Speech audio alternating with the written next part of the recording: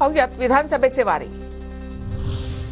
महाराष्ट्रामधील 11 राजकीय पक्षांसोबत भेट घेऊन चर्चा केली। सण उत्सव पाहून निवडणुकांची घोषणा करावी अशी राजकीय पक्षांची भूमिका, निवडणूक आयोगाच्या अध्यक्षांची माहिती।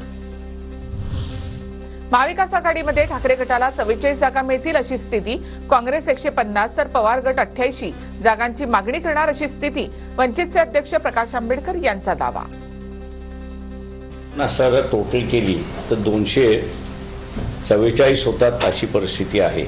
याचा अर्थ सेनेला म्हणजे उद्धव ठाकरे शिवसेनेला फक्त 44 जागा सोडायला तयार आहेत अशी असणारी परिस्थिती आहे।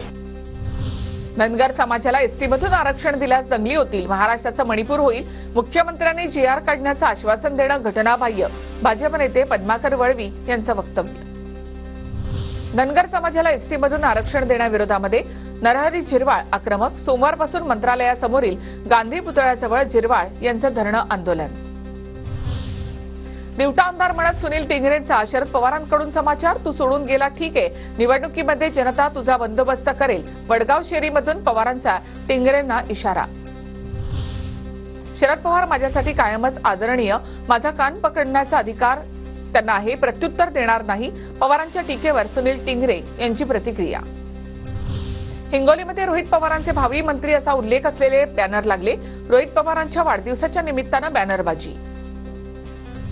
रासप नेते महादेव जानकरांचा महायुतीला इशारा, रासपची महायुतीकडे 35 ते 40 जागांची मागणी, सन्मानपूर्वक जागा न मिळाल्यास 288 जागांवर लढणार।